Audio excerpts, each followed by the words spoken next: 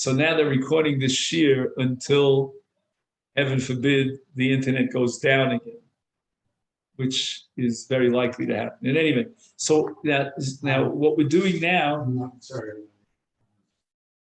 So just take off the plastic on the outside. I have trouble with the plastic. I have to take care of that. Just didn't get a chance. And then you look for a red icon called voice recorder. I mean, you're familiar with it. Maybe you set it up. If you want, I'll. All right. Easier. It should take another minute and then it'll go. Okay, so Rabosa, let's see if we can focus our attention. And we have here diagram number Kuf Gimel, which is called Machzir Gushasa Mishenises for Mace. And the Gemara has a suffix whether or not there would be a ptur on the Sarah of the Erev. Right? So we said the following, that Shimon married two wives. He married Sarah and Rivka. Then he divorced Sarah. Sarah got married to another man, and that man died.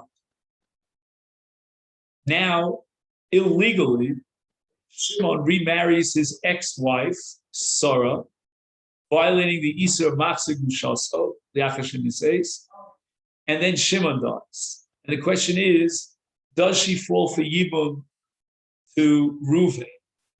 And the Gemara has no question about it. She certainly has no Yibum for Chalitza, neither to Reuven, nor as far as Rivka, the Tzara. So neither Sarah nor Rivka fall for Yibum. And we were trying to figure out why is that so, because even if you upgrade the status of Machzir Gushasel Achashadises based on the pasuk Behi Nitma, Achareshi Nitma, to that of an Erevim, nevertheless, it's Tfisas Kedushin. It's only a Chiv Lav, Machzir Gushasel, and therefore there should be an appeal of the Yibum. And as far as Reuven is concerned, she doesn't have any status of an Erevim. But comes along Steve and he says, no, an Erevim to Reuven. Why? She's Ashes Ah. Aren't we involved, again, I'm sorry that I'm fighting you, but just want to understand, aren't we involved here in a vicious cycle? You can only assume she's an Eshisaka, there's no Yibum. Yeah. But which birdie whispered into your ear that there is no Yibum? Why should there be Yibum if there's Tfisas Kedushin? So I said something very technical, mechanical, that the Torah called her an Erevim, which is called Nitma, only for this purpose. To say that she won't fall for you, again, it's a very technical, mechanical thing. But you're saying that the moment that he divorced Sarah, at that moment, she became an Hezak. I don't disagree with you, but I just don't understand why with his death, we don't impose or apply the mitzvah of Yibum, which always removes the erev of Hezak.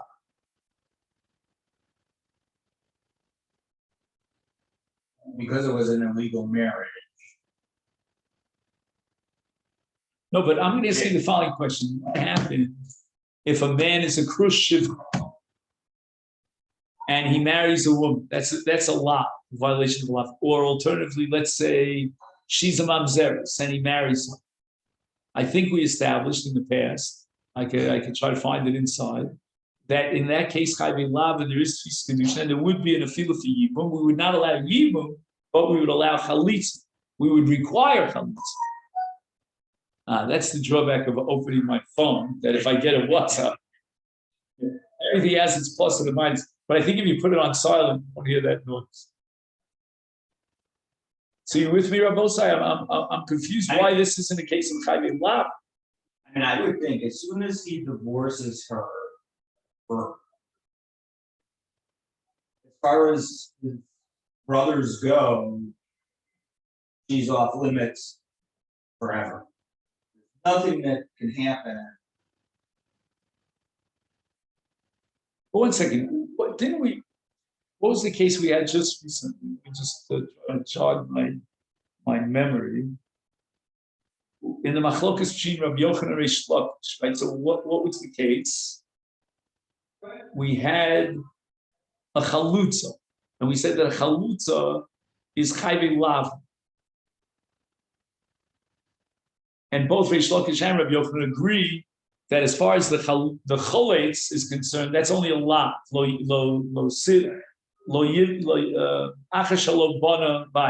it is. Then he went ahead and he married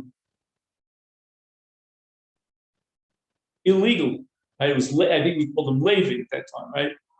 So Levi remarries his chalutza, and then Levi died. So we said that according to Reish Lakish, there's no possibility to discuss Yibum because it's an Iser Erva on all the other brothers. But according to Rabbi Yochanan, who has a uniformity theory, that just like the Chalutza is only a lav to the Choletz, she's only a lav to the other brothers. And I think we said that according to Rabbi Yochanan, she requires Chalitza. Did we not say that? Should I look for that? My challenge is that, on the one hand, I want to do a decent job, but on the other hand, my time is limited, especially with this. So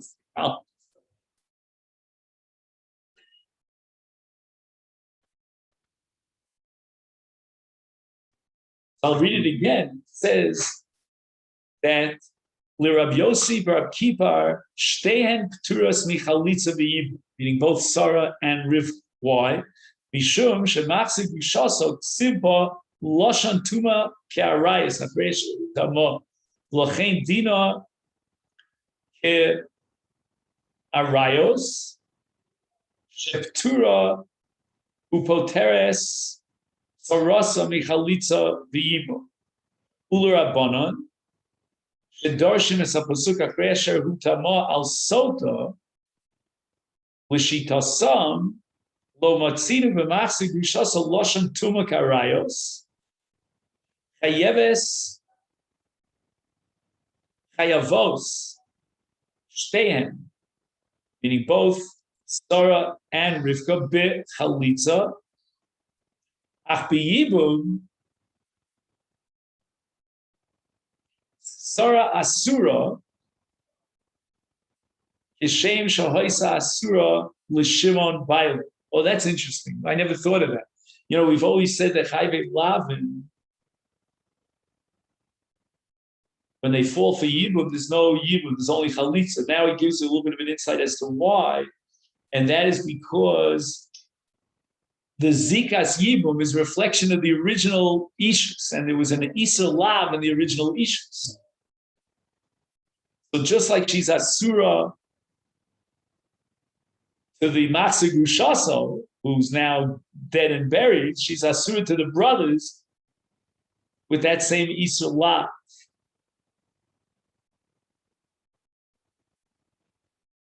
So that's what he writes in Yibum, as far as Sarah is concerned, is Asura Kshem Shoisa Asura L'Shimon Baila.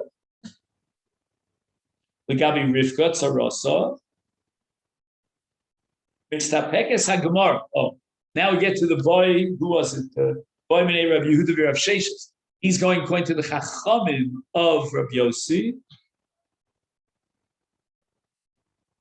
Ha'im Mikevon Shacharei Asher Hutamon Nemar B'Parshas Machzik Rushaso Ein Mikra Yotzim Yidei Pshuto V'Asura L'Fachos L'Syabein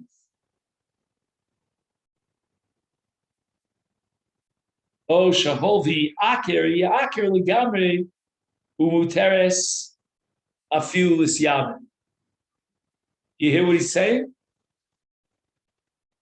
What do the Rabbanan do with the pasuk Achrei Asher Hu Tamon? They take it completely out of context and they use it for a case of Sota. And clearly, in the case of Sota, the word Tumah means bia, means an error relation. That's what we're talking about in Sota. But now we have another principle called Ein Mikra Yotzim Dei Pshuta.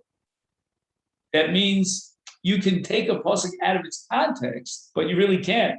You have to still read it in context. And in context, the Torah is saying that Machzik B'Shas is considered like an erva. But then he says that the suffix is only as far as Yibum. I mean, I don't understand if Ein Mikra Yotzim So you're back to Rabbi Yossi, and there should be chalitza as well. So that I don't understand. I'll leave it to Rabbi Yossi Ben Kippur says Merloti Boiler. For sure, in this case of a man who remarries his grusha after she had a relationship with another man, a marriage to another man, certainly there's no yibum, there's no chalitza, she's treated as an erva, and she parties up on tzara as well. Came on the Omar Rabbi Yossi Ben Kippur, Tuma, B'machsigu Shasahudik Sima, and Tumas Karayos, right? Is Sarasa Kamosa. Meaning that just like she's Keturim and Ayibu because we consider it like an error. So too, Hatzar is considered like an error. The Imishundik Simba To Eva. So there's an extra word here, he.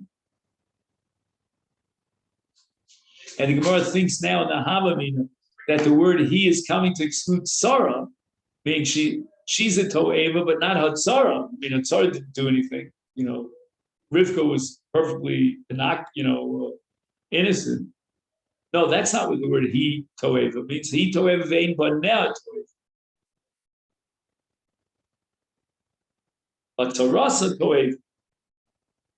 So again, the Gemara is submitting to us that according to Rabbi Yossi ben Kippur, there's no question about it, that she is an erva, and not only that, even the Sarah, Rivka, is also considered To'ev. And what is the word he coming to exclude? The aim but now To'ev. So in other words, if let's say a man is machzir rushasa liakash and nises, they have a child now. She goes back to her, right? He goes back to his ex, and now they have a child from the relationship after the lav, meaning after she married someone else. The status of the child is what we call a miyuchas, or let's say it's a girl, it would be miyucheses. She can marry anyone. And if I'm not mistaken, what that means is that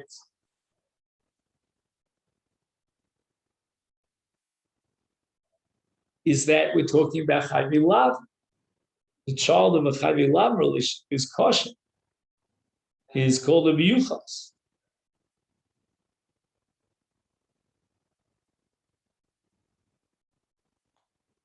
Right. And again, keep in mind that Rabbi Yossi doesn't have this equation between Tuma and Erev in the case of Machzik Mushasa.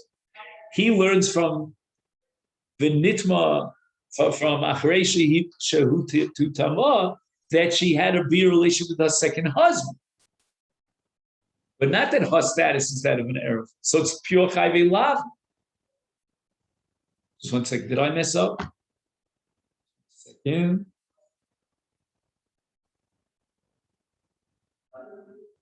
No, I just messed up. Sorry, I get confused between Rabbi Yossi and Chachamim.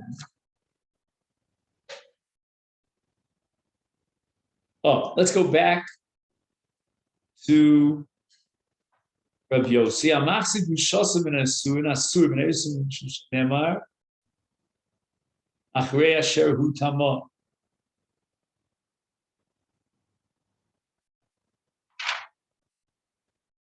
There's no I'll leave it to Rabbi Yossi ben Kippur loti boil came in the Omer Rabbi Yossi Tuma Masechet Shasu Diksiva. Yeah, but again, the word Tuma means that she had a beer relationship with another man, with her second husband. What does it mean? Sarasa Kimosa.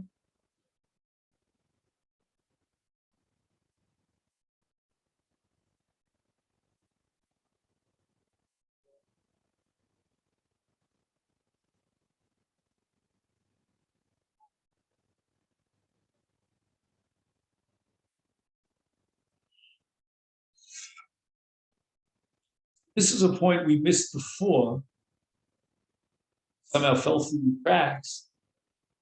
If Achrei Asher Hu Tamah is taken in context, meaning in Matzah Gushasa, that's the Shita of Yossi. It was the Chachamim who bracketed these three words and took it into the Parsha of Sota. But according to Rabbi Yossi, it is in its place. Then we derive two conclusions from Achrei Asher Hutama. And correct me, please, if I'm wrong. Conclusion number one is that Matzah Gushasa is only because she had a full-fledged marriage of Nesua with the second husband. And conclusion number two is that Matzah Gushasa is called Tumah. That if he has a relationship with her after she was divorced from her second husband, or he died, that's considered an Ereva relationship. Whereas according to the Rabbanon, you cannot consider Matzah Gushasa as an Ereva because the word Tumah in this context is not referring to its own context, but rather to Sota.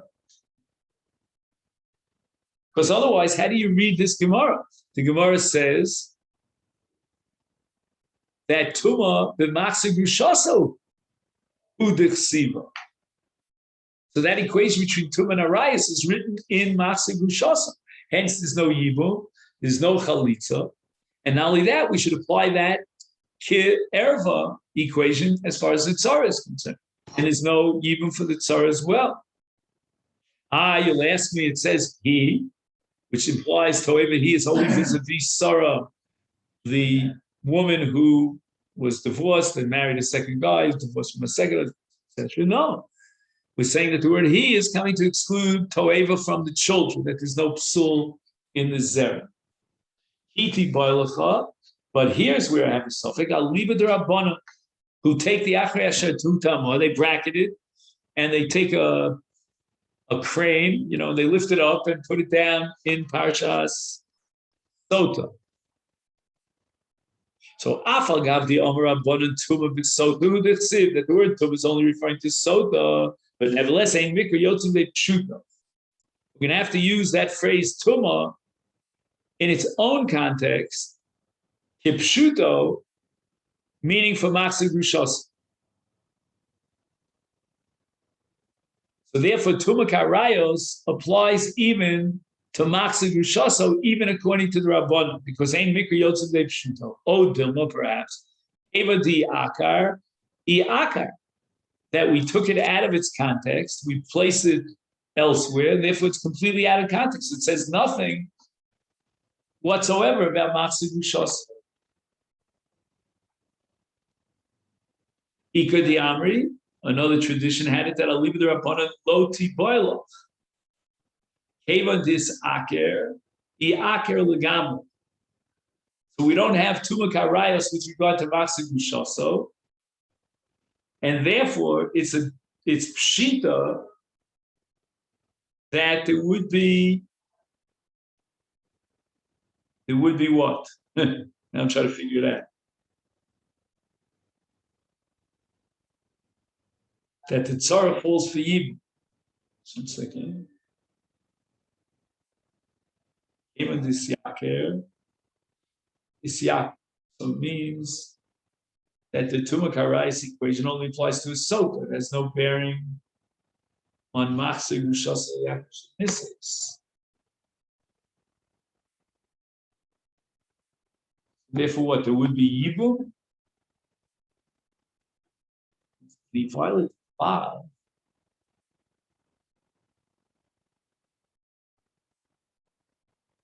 I don't get it. I mean, we said that when you violate a law, is chalitza but no yibum. Now they are saying lo tiboilecha, that there's no yibum at all, or are we talking only about the tzara? Maybe. Do you have any translation over here? I'll leave it there about a lo tiboilecha. Can you read that? Or maybe you have to go back another one. Keva diyaker yaker. It's absolutely Tuma Karayos. And lift us Rosavi. He's interpreting the mitzvah that we're only talking about the tzara.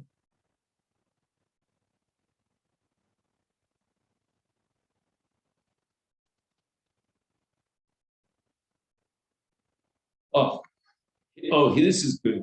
In the footnote, he writes, Uba Atzma, meaning as far as Sarah herself is concerned, Ain't suffix she choletzes below misyabenes.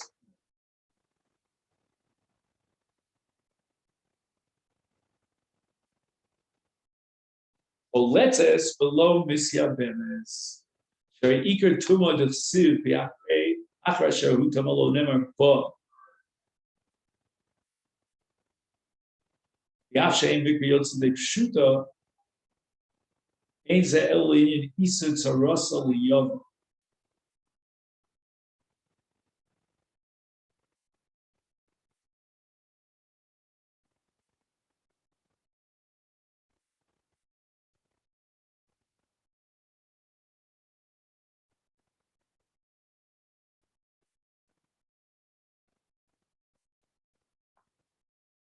What I don't understand here is that we are accepting the principle of ein mikriyotzim de pshuto, even if you hold eva the aker, and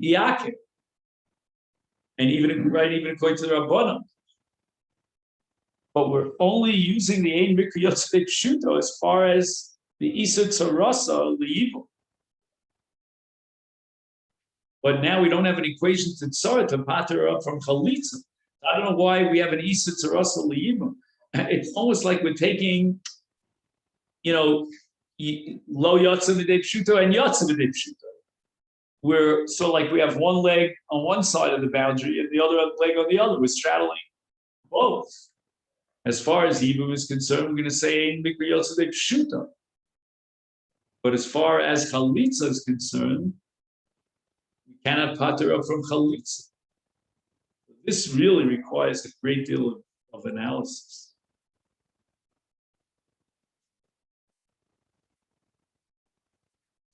This is note number Yud Aleph. You have any notes on this in your translation? There's got to be a note there. There it is, and there's a whole table. Versions. To work out all the differences? Yeah.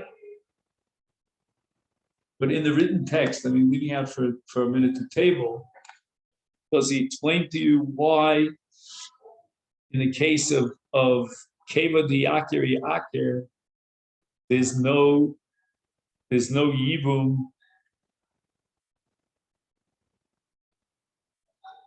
for the Tzara? The way I'm reading it, it seems is Yibum.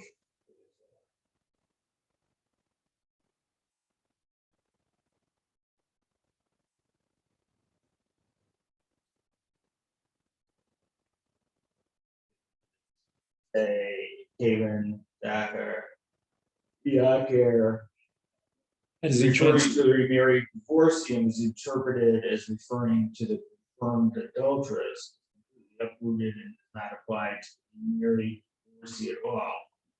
Accordingly, the co-wife of the married divorcee is eligible for you.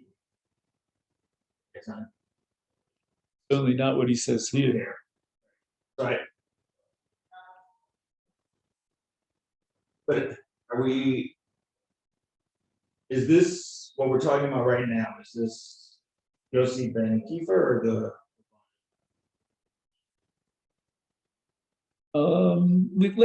Let's go with Rabbanon, because the concept of Yaker is only relevant to the Rabbanon who take the Achrei Asher Hutma out of context. And Yaker means it's completely out of context. But what we're seeing here, at least in my notes here, the Masechet, is that it's not completely out of context, because it will knock off Yibum in the case of Machzik Mushos. But you're saying that she falls for Yibum in the case of Machzik Mushos. Sorry. That's what it seems like. That the Tzara falls. Sorry. That's Rivka, but what about Sarah? No. She doesn't fall for Yibum. He's also learning Ein Mikra Yotzim de Pshuto, I think. Why doesn't she fall?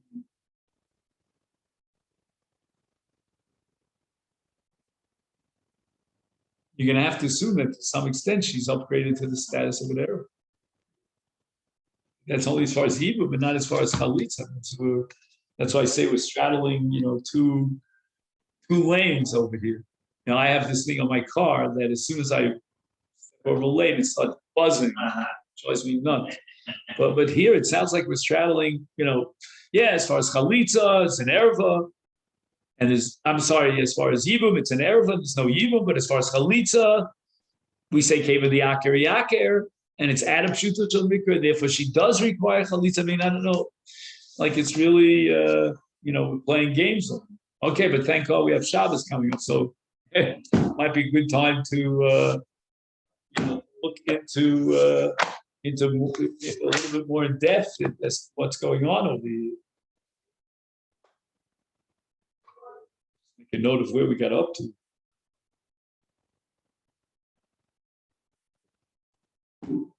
I'll take this opportunity to wish you